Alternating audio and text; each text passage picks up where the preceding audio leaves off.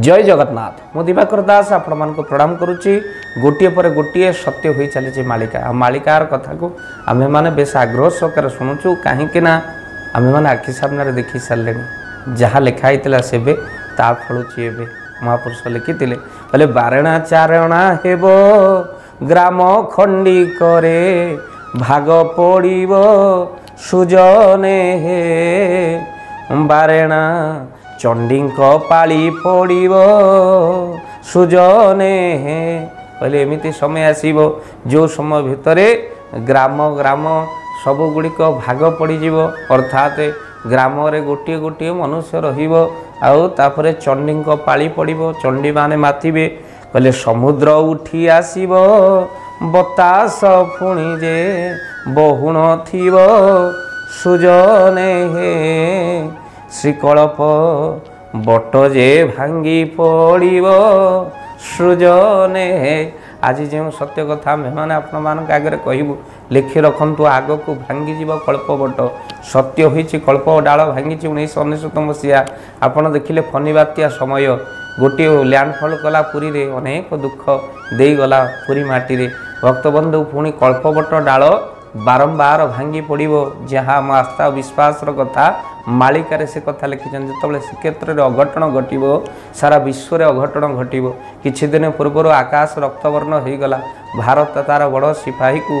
हरैला माने भारतर मुख्य जी थिले युद्ध विभाग मनीष विपिन रावत को हरैला खाली सेतिकी नुहे गुद्र पक्षी बसवा पत्थर बारंबार खसवा ये संकेत दौची जितेबाला श्रीक्षेत्र संकेत मिले से विश्व विपदग्रस्त हुए केवल मालिका ओडिशा नुहे विश्वपाई दिए आ श्री जगन्नाथ केवल ओडिशार ठाकुर नुहे बरं जगतर ठाकुर भक्त बंधु जितेबाला पाखे किसी अघटन घटे सारा विश्व से अघटन को देखा प्रकृत सत्य हूँ लिखि रखु आग को समुद्र माड़ी आसब समस्त जगत जलार्णव हम भक्त बंधु जमीती ये कथा को मालिकार लिखाई सेबे लिखाई एबे विज्ञान वैज्ञानिक माने कहले कौन ना बरफ तरलुची समुद्र जलस्तर वृद्धि होगा सहित जल कौन करुच्ची ना माड़ी आसब यही स्थल भाग को आउ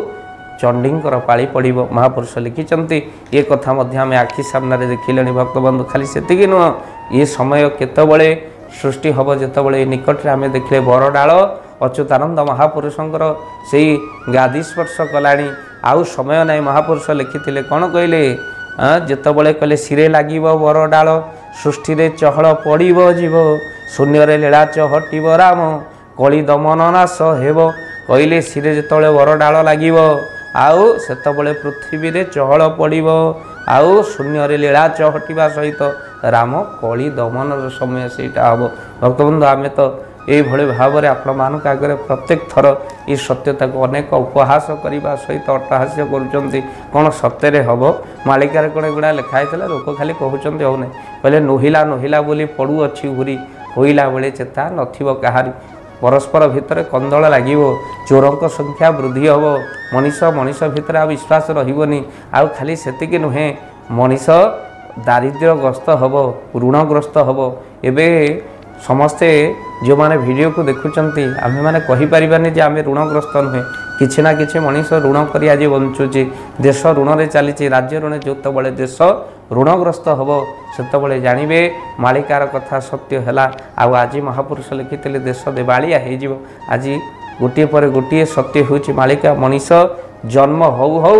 ऋणग्रस्त हो जन्म हो मालिकार सत्यता तेणु आज आम उपलब्धि कले भक्तबंधु पर आम श्रवण करवा मालिकार सत्यता को आज एतिकी जय जगन्नाथ जय पंचसखा।